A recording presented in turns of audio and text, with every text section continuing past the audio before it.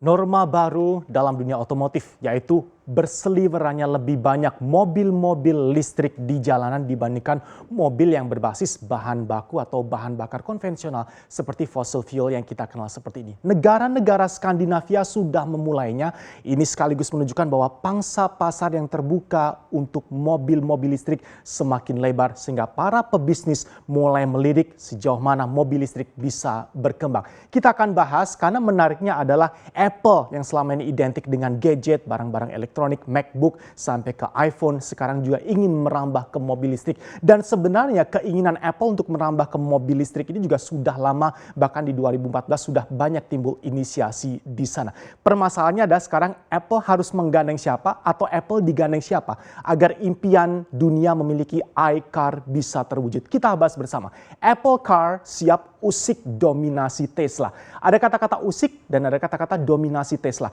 Seberapa jauh Tesla sudah mendominasi pangsa pasar mobil listrik? Nilai dari brand Tesla juga ada di berapa? Sehingga perlukah Tesla merasa khawatir ketika nanti mobil dengan logo Apple seperti ini yang dinamakan iCar benar-benar sudah lahir dan juga berseliweran di jalan bersandingan bersama Tesla. Apple Car siap usik dominasi Tesla. Mobilnya dinamakan Apple Car atau iCar sebagaimana tipikal dari produk-produk Apple ya. Semuanya dikasih i di sana. Ada iPhone, sekarang ada iCar. Apa yang perlu kita ketahui mengenai iCar ini apa dan sudah sampai sejauh mana keseriusan Apple Incorporated untuk melahirkan mobil listrik.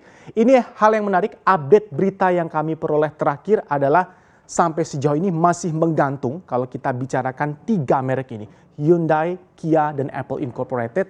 Keinginan atau proyek yang sedang mereka gadang-gadang lakukan bersama masih menggantung beritanya sambil kita nantikan progresnya karena belum ada yang mau berkomentar sampai mana progres dari proyek kerjasama antara 3 brand global besar ini. Tapi satu yang jelas, berita ini sudah beredar, informasinya semakin santer sehingga masyarakat semakin menantikan kapan iCar bisa benar lahir.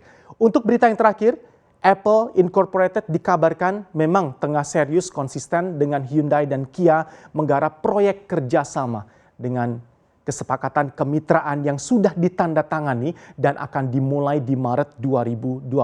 Tadi disampaikan oleh kawan saya Sherry Kang di CNBC Hong Kong bahwa harga saham Hyundai dan Kia langsung drop begitu pelaku pasar mulai mendengar ini sepertinya proyeknya akan menggantung. Tapi lepas dari perjalanannya akan menggantung atau berlanjut kita nantikan bersama. Tapi yang jelas ini sudah menjadi kabar pasar yang terbesar. Karena tidak tanggung-tanggung dana investasi yang disiapkan oleh Apple Incorporated untuk bisa menghasilkan iCar ini ke Hyundai dan Kia ada di angka 3,6 miliar dolar Amerika Serikat. Angka yang sangat besar.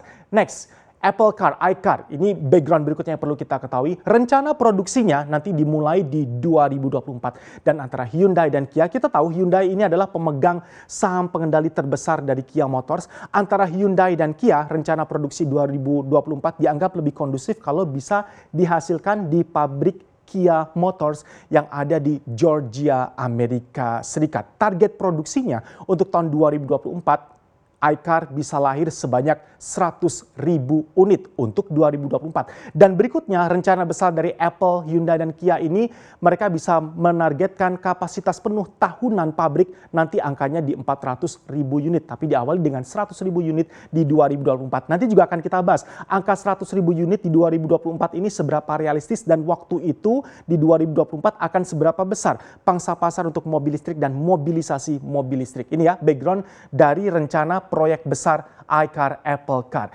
Next kita lihat ini adalah rute diversifikasi Apple ke bisnis mobil listrik otonom. Tadi kami sampaikan bahwa ini bukan pertama kali Apple mengeluarkan wacananya untuk melahirkan mobil listrik otonom yang bernama iCar. 2014 waktu itu Apple pernah menggagas kerjasama proyek besar. Waktu itu dengan BMW, proyeknya bernama Titan. Tapi akhirnya berhenti di tengah jalan dan gagal. Inilah mengapa menjadi penantian pasar ketika muncul informasi semakin santer bahwa Hyundai dan Kia diajak bergandengan tangan dengan Apple Incorporated untuk melahirkan iCar. iCar akan seperti apa? Karena di 2014 sebenarnya Apple sudah menggagas kerjasama dengan BMW, proyeknya bernama Titan tapi gagal di tengah jalan. Kemudian di 2017 perjalanan berikutnya mengapa Apple akhirnya mendiversifikasi juga ke bisnis mobil listrik otonom, dapat izin waktu itu untuk uji kendaraan otonom di California, Amerika Serikat, negara asal markas besar dari Apple Incorporated.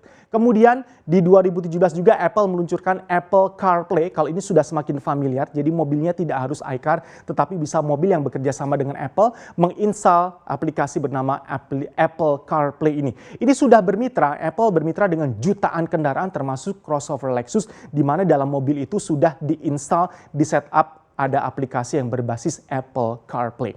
Dari hiburan dan sebagainya, semuanya dikendalikan oleh aplikasi berasal dari Apple.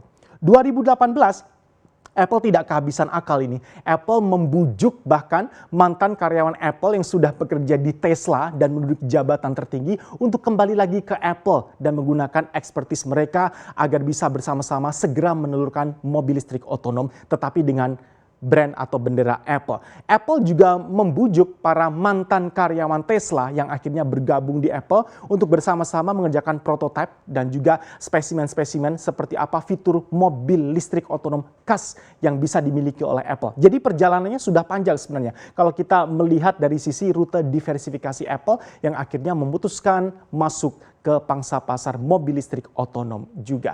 Next, ini adalah potensi bisnis mobil listrik global. Seberapa besar ketika negara-negara Skandinavia sudah berhasil membuat jalanannya dipenuhi oleh mobil listrik, alih-alih mobil berbasis bahan bakar konvensional seperti fossil fuel. Morgan Stanley mengatakan potensi pasar mobil dan mobilitas global secara total bisa ada di 10 triliun dolar Amerika Serikat. Secara total ini ya, potensi pasar mobil di mana? Cruise ini dari General Motors mengatakan bahwa nilai industri kendaraan otonom, mobil listrik otonom ini bisa mencapai angka 8 triliun dolar Amerika Serikat. Jadi memang pangsa pasarnya luar biasa ketika bisa dikerjakan dan digarap dengan maksimal. Asal jeli mencari peluang apakah negara dan juga produk yang dihasilkan sesuai dengan demand-nya. Kemudian potensi penjualan mobil listrik dari IHS Markit, ini yang biasanya menelurkan rilis data-data mengenai PMI.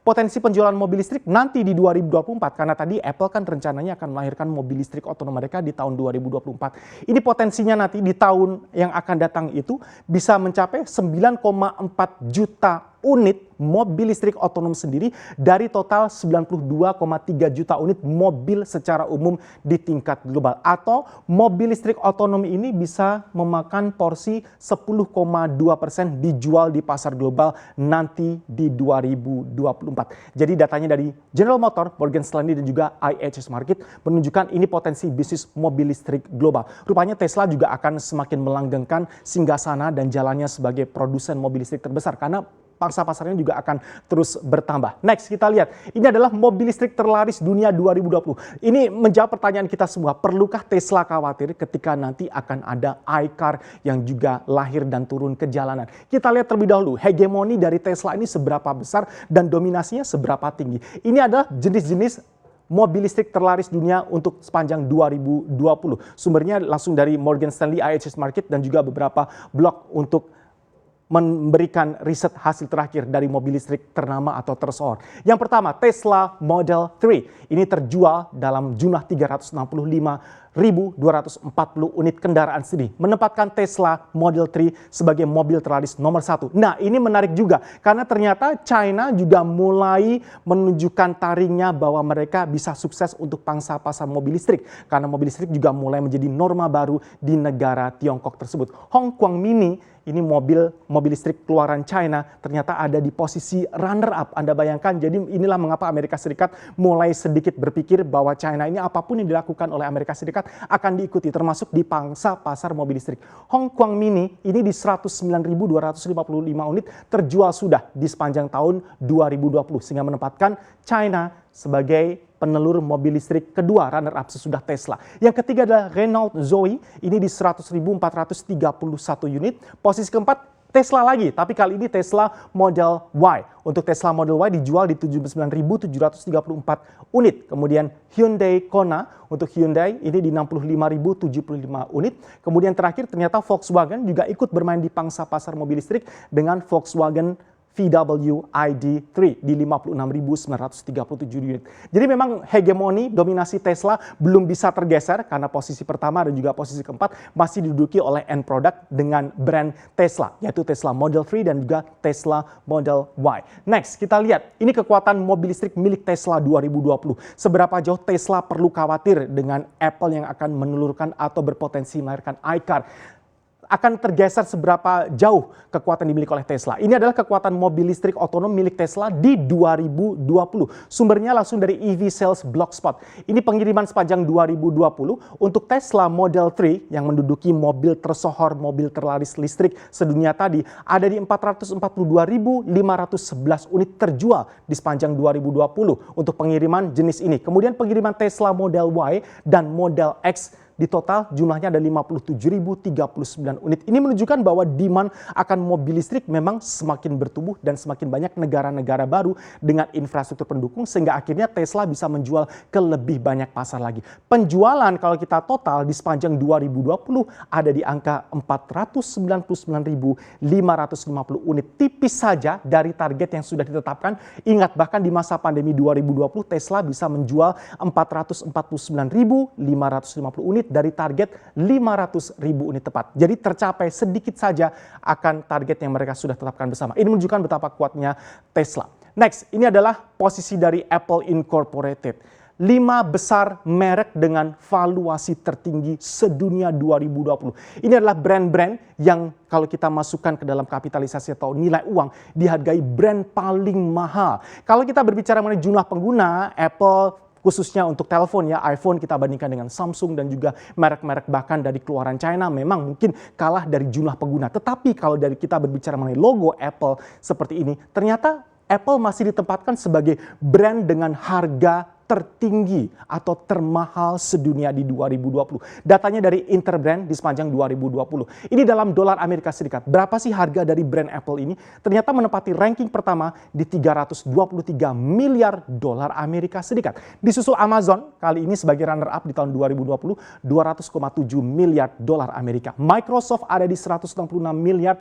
Google ternyata ada di posisi ketiga di bawah Amazon dan Microsoft di 165,4 miliar dan Samsung di 62,3 miliar. Di bawahnya masih ada Coca-Cola dan sebagainya. Tapi 5 besar ini adalah Apple, Amazon, Microsoft, Google, Samsung. Inilah Apple bagaimanapun juga meskipun harganya premium dan juga perjalanannya bisa jadi masih akan panjang karena sekarang informasi yang beredar terakhir saja masih menggantung ini kerjasama proyek antara Hyundai, Kia dan juga Apple. Tapi bagaimanapun dengan brand kuat yang dimiliki oleh Apple, kemudian fitur-fitur yang sudah dirasakan sendiri oleh para konsumennya. Rupanya ini Apple patut diperhatikan ketika ingin juga bermain di pangsa pasar mobil listrik. Siapa lagi yang paling utama perlu memperhatikan akan potensi kelahiran Apple Car kalau bukan Tesla. Karena seberapa kuatnya Tesla kalau tidak berhati-hati dengan peta persaingan tentu saja bisa tergerus dengan peta kompetisi yang semakin ketat di pangsa pasar mobil listrik.